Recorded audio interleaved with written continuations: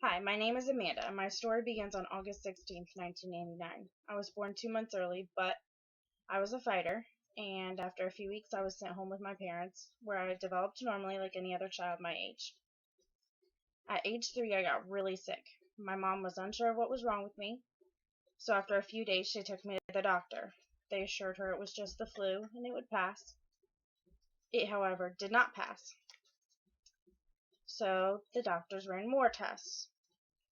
This is when they found out that my pancreas was inflamed, which they call pancreatitis. During my childhood, I spent a lot of the time in the hospital. Um, each doctor I saw had different ideas on treatment. They wanted to try enzymes. They didn't work. They took out my gallbladder. That didn't work. They took out my appendix. That didn't work. The only thing that they could think to do was treat the symptoms, which were severe pain, nausea, and vomiting. Treating the symptoms meant spending time in the hospital, NPO, which means nothing by mouth, IV fluids, and pain and nausea medication. As I got older, the attacks seemed to get farther and farther apart. The weeks turned into months, and then the months turned into a year. Around every year, I had a large attack. I spent my 16th birthday in the hospital. Then, in 2007, after I graduated high school and was looking forward to spending time with my family on the holidays, an attack happened. But this attack was not normal like the others. The pain and nausea and vomiting were amplified, and the doctors could not figure out why after running many tests. After I started to feel a bit better and to be able to hold down some food, they sent me home with nausea and pain medication, and 24 hours later, I was back in the ER with the same symptoms, unable to keep anything down. Doctors ran more tests and still came out with nothing. It was suggested that I transfer to Indiana University to see Dr. Sherman. So after getting pain medication, I was put in an ambulance and taken to Indiana University. Dr. Sherman ran more tests, and that is when Dr. Sherman found out the cause of my issues. He came in with a computer screen and told my parents that I had several calcified cysts in my pancreas, and that part of it was dead. After finding the problem now, it was the time to find a solution, and that solution changed my life forever. Dr. Sherman consulted with Dr. Schmidt, who is a doctor that focuses on patients with pancreatic diseases. He is internationally recognized as an expert of precancerous cystic lesions on the pancreas, and he is the surgical director of the Indiana University Health Pancreas Cyst and Cancer Early Detection Center. Together, they came up with the best treatment possible, and they decided the best thing for me to do would be to have 40% of my pancreas taken out, the dead part, and the cyst taken out as well. Both doctors also felt that my pancreas needed time to become less inflamed before they operated. So then they told me I would have to have a GJ tube placed, which is a feeding tube placed in your stomach into your intestines so that you can get food without eating, and bypassing the stomach, which then bypasses the pancreas as well. It was very scary to think of having to get a feeding tube placed as an 18-year-old girl. I really did not want it, but I knew that would be the best thing for me. So, I was sent home with the feeding tube placed, and they scheduled surgery for May 8th, 2008. A few days before surgery, my parents and I returned to Indiana from Ohio, where we lived, and I was taken into surgery on May 8th around 7 a.m. It took 7 to 8 hours before it was completely done. I had over 50 staples in my stomach, and the doctor said that when he went to go pick up my spleen, to move it out of the way to get to the pancreas, it fell apart. So he didn't really intend on taking that out, but it got taken out. After spending a few days in the hospital to recover, I was sent home. I felt a little better. I started doing some more things, started feeling better. The feeding tube was still in place at home, and they felt like they needed to keep that in place until they knew I was completely healed and able to eat food normally again. I was eager to get rid of it though, and the doctors knew that, but they insisted that I keep it in. I had to go to my local emergency room about 2 to 3 times to have the feeding tube put back in my stomach because my stomach was pushing it out. So what they would have to do is push it back in, and then they stitched it to the top of my stomach. After my last visit to the local emergency room, the doctor on call called the doctors in Indiana, called Max Schmidt and Dr. Sherman, and asked them if it would be okay to just remove it because it was getting ridiculous that they had to keep pushing it back in. They agreed to take it out, and then I was scheduled for a follow-up visit with them in a few weeks. I was warned when I had the surgery and before I had the surgery that by taking out so much of my pancreas, I may become a diabetic.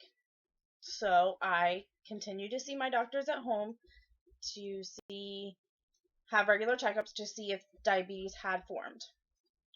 In August of 2008, I was diagnosed with diabetes. I had to start on insulin, which meant me giving myself shots every day of insulin and keeping my blood sugars within normal range, which was really hard, and still really is difficult for me to do. After being diagnosed with diabetes, I resumed going to work, school, and dating. I started dating my husband, and on June 20th, 2009, we got married. On December 15th of 2010, we found out we were expecting our first baby, and that scared me for multiple reasons, which were my pancreas. I didn't know how that was going to react. My diabetes. It's really hard to be pregnant and have diabetes at the same time, so I knew I would be immediately high risk. My pregnancy, however, progressed fine. I was seen several times, and I was seeing several doctors as a regular OB and a high-risk OB. They did ultrasounds, blood work, checked my blood sugars every day, and kept them within range. I was doing very well. Then at the end of my pregnancy, around 30 weeks, I got really sick. I started to have a lot of back pain, which at first I just blew off as pregnancy pain because I was very pregnant. Then it got worse, and I started puking and having the nausea again. So I felt like I needed to go to the emergency room because of the extreme nausea and vomiting and not being able to hold anything down. I was in the hospital for a few days. They felt like I was doing better after not eating a little bit and having some medication. I was sent home, and then less than 24 hours later, I was back with Braxton Hicks contractions, and I was dehydrated, and they told me that they would need to keep me in the hospital for as long as possible, and they didn't know then when they would be able to send me home. So they did more tests and tried to figure out what the cause was of my pain and my vomiting. They couldn't find any cause because they felt as though my pancreas was not inflamed and this wasn't a pancreas cause. So they decided to just keep me in the hospital until they said I gave birth. So I was in the hospital until I had my child. I was freaked out about the effects of medication on him because, as many chronic pancreatitis patients know, you have to be on a lot of medication, which is nausea medication, which can be morphine, Dilaudid high-dose pain medications. The doctors assured me, however, that it would be okay and that the pain was worse than taking the medication and the stress on my body would not be good. So they told me to take my medication. They did regular ultrasounds to check on his growth, and he was growing completely fine. And they did regular non-stress tests on him as well to make sure that he wasn't getting stressed out and that they wouldn't have to take him earlier. I was given a liver biopsy while pregnant, and that was one of the scariest things I've ever had to go through because you are awake when you get a liver biopsy done. And they took that liver biopsy and sent it off to an expert, where the expert concluded that I had acute fatty liver syndrome of pregnancy, which is very rare. It occurs in first pregnancies, and it can be fatal to both the mother and the child. After considering that, my doctors, which I now had a team of, decided that it would be best to keep me in the hospital until I had my son and to induce. So they said on the 23rd of July, they would induce me and I would give birth, and hopefully that would resolve my symptoms with my liver. My son, however, had other plans. He decided that he did not want to come on the 23rd and decided to come on the 21st of July at 2:51 a.m. He was born healthy, with a head full of hair, and I had all back labor, which was terrible. But after giving birth, I seemed completely fine. I was eating, drinking, having no pain besides the pain from being in labor, which was normal. And I was sent home 3 days after I had my son, and my son was sent home with me. My son is 2 now, and I still have the issues. I still have days that are rougher than others. I have pain some days, and other days I'm completely fine. I've had a few attacks that have put me in the hospital since he was born. But they each lasted a week, sent home fine. I struggle with my diabetes every single day. And it's a daily fight with my pancreas. But I've decided I'm going to win every single time. My chronic pancreatitis won't beat me.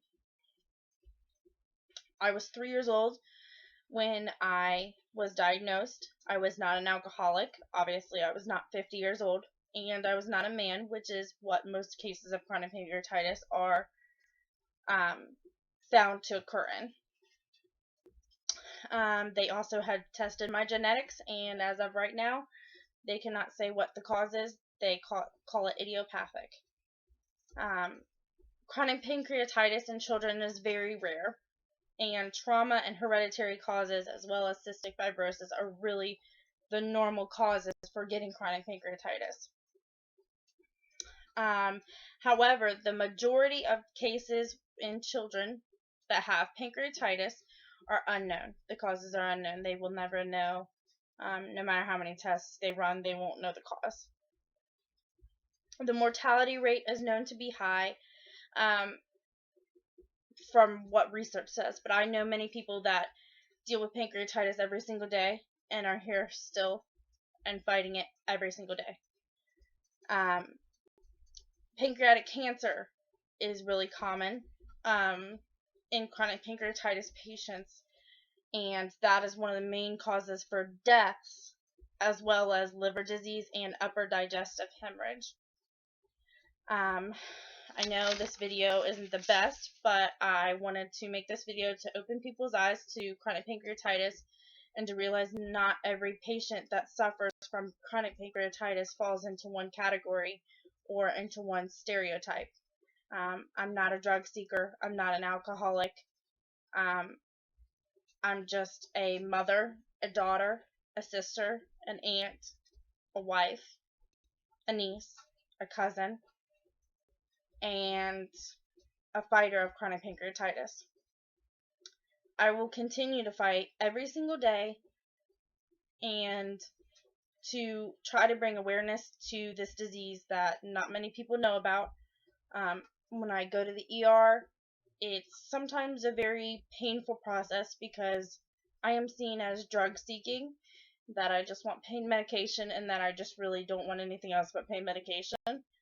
Um, this painful disease affects so many people, and I just want people to know what it is, um, and to know that if you are struggling with chronic pancreatitis, I know what you've been through, and there's many support groups. I would suggest finding one. I found one on Facebook that I am a part of, and that has been a great thing for me to vent to ask questions. Um, but chronic pancreatitis is very real, and not everyone is 50 years old, alcoholic.